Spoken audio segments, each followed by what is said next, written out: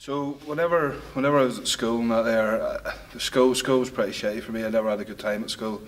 I got bullied a lot. Like being overweight was just a pure target thing for getting bullied about. You know, there's loads of things that people get teased on and bullied about in school, and for me, I was an overweight kid, and that's what I was targeted about. The school I was in was a very football dominated school, and I played a lot of rugby. So like, whenever I was playing rugby with my mates and that there on a Tuesday or Thursday night, it was brilliant because like somebody my size, that's where I fit it into. That's what I was good at. I was sort of respected a lot, you know, by the guys.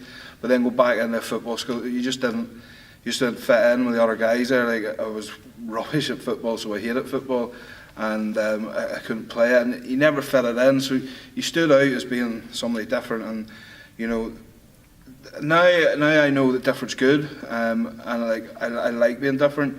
But back then, and being a teenager, different is something where other people, when they don't understand it, then they bully it, and they simply just because they don't understand why that person's different.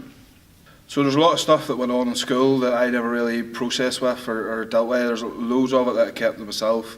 I didn't want to worry parents, and I didn't want to talk to teachers, because if I talked to teachers, it was just going to escalate into a bigger thing. And it's something that I never dealt with, talked about, or processed. And looking back now, I could see that went into sort of my later teens and my early 20s. You know, I went with a lot of low self-esteem.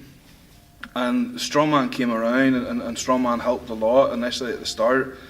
But you know, there was just so much there that I just so much hatred for myself, and so much hatred for the way I looked and stuff like that there. And it was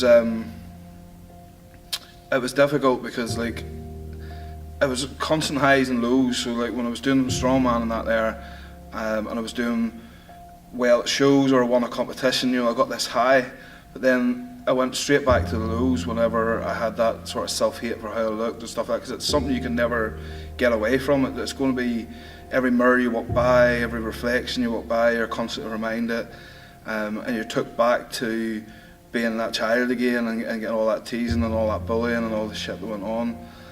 You just take back to that place, even though you're running around at Junior Ireland's Strongest Man, you have Irish deadlift records and so many titles, you know, respected by so many people for what you've achieved, but you still get drawn back to what it was like and as a teenager, and to how you were to be able to feel then.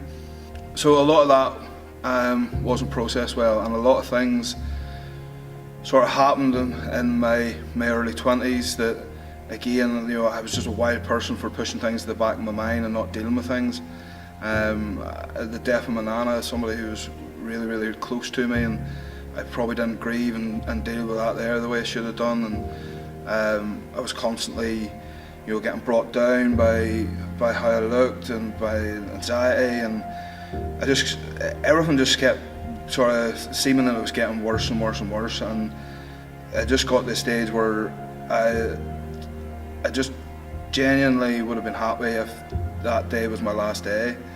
And you know, there was no way of going forward. Like, you know, at that time I didn't see any way of going forward, and I was just happy to let that be the last day. And I decided, can't really remember what all happened that specific day, but I decided that that was the day that I was going to take an overdose. So I was quite young. It sounds so silly, but it is just the truth, and it is what it is. But I was downstairs in the living room, and I was on the phone to my boyfriend at the time, and I was so caught up on the phone with him chatting away or whatever, and I just remember my mum like firing the door open and like screaming like in a panic, "Where's Chris?" My parents were out shopping, and I expect them to be out for the whole day, and my wee sister, I think, was in the house, but I told them I wasn't feeling well, I was going to go to bed for sleep. And then all I remember doing was getting all the meds ready, and I don't know, for some reason I just couldn't, like, I didn't want mum and dad to blame themselves, so for some reason I messaged them just to say that I loved them, and that's all I said. And they realised something wasn't right and something was going on, and their shopping trip luckily got cut short. They were on their way down the road anyway, and I remember lying in bed and all I hear was the back door sort of smashing open, and Mum coming up the stair. I heard the dad shouting at Holly, saying, I told you to keep an eye on him. I didn't know what was going on, and my dad and my mum just both ran upstairs and ran into his bedroom. But that is honestly, like, the rest of it was just a blur. I just remember shouting and screaming and my mum crying. And then it was Holly's crying and that there that I heard, and that stayed with me since. Dad come in just shouting, you know, what did you take, what have you took, what have you took? And out of anger and frustration, he put his fist through the wall. And he's not angry at me, he's just angry about what happened. And Mum and Holly were crying and sort of screaming and that there. And to be honest, because I was quite young, my mum and dad kind of kept that quite sheltered and away from me. So I can't really say too much about it, but I do just remember it was like an upsetting day, and even like for a long period after that, you know, in the house wasn't really nice, and you know, it just wasn't a good atmosphere. But I was quite young, so I can't really say too many details because I don't really know much. But it was upsetting for me because after it, my mum actually sent me a text, but I was already on the phone being like, is Chris okay? Like, can you check on Chris? Because he sent them a text message and I had no idea because I was so caught up in something so silly. And it's just a wee bit upsetting that I didn't know he was going through so much. And at the time, maybe me talking to him or just even going upstairs and like chatting to him would have like changed something. Do you know what I mean? You just always think like that.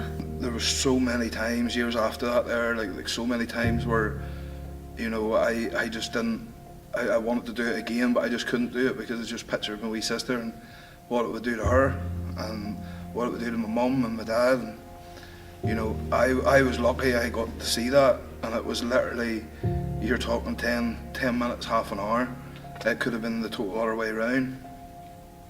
And it's because I seen that, and I seen the pain and and it is pain put into them, that it stopped me from ever doing that again. And you know, there was times that definitely I'd love to have done it. I'd love to have just got away from everything and stopped everything, but I just would never ever do that to them. It's really weird because for me, Chris at that age, like that person isn't Chris anymore. Like they're two totally different people. Especially because he was so low during that period of his life. And now it's really weird because I've just always known Chris as the way he is, and he's happy and he's got a big heart and he's always been my big brother. He's been protective over me, so I've known that since I was like a child, you know, like all my life. So for him to be so low at that time was so upsetting, but to know now that he's much happier, it's crazy to even think that it's the same person, and it just shows you that if you keep going and you keep trying, like things will get better. And honestly, like there is some days, as cheesy as it is, but I'm just so happy for him. Like it is just amazing how far he's came. I don't want to cry. That's not really gonna make me cry. I just love him so much, and I'm so happy that he's here and that things, just everything happens for a reason. And I'm so glad that that day my mum and dad did obviously come home and stop something terrible from happening. And I'm just so glad he's still here, because I couldn't imagine my life without my big brother. So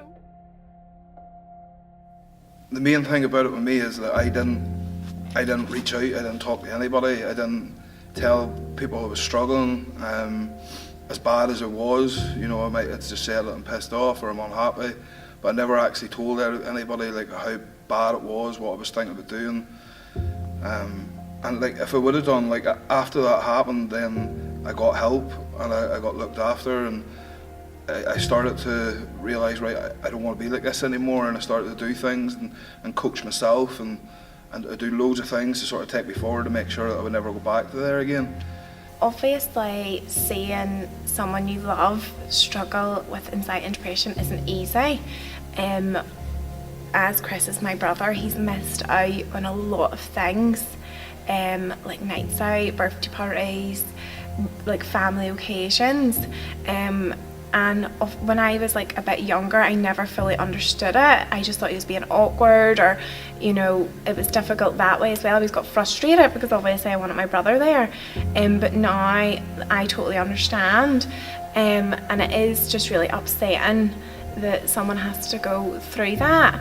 But at the same time, he's came such a long way and he's progressed massively.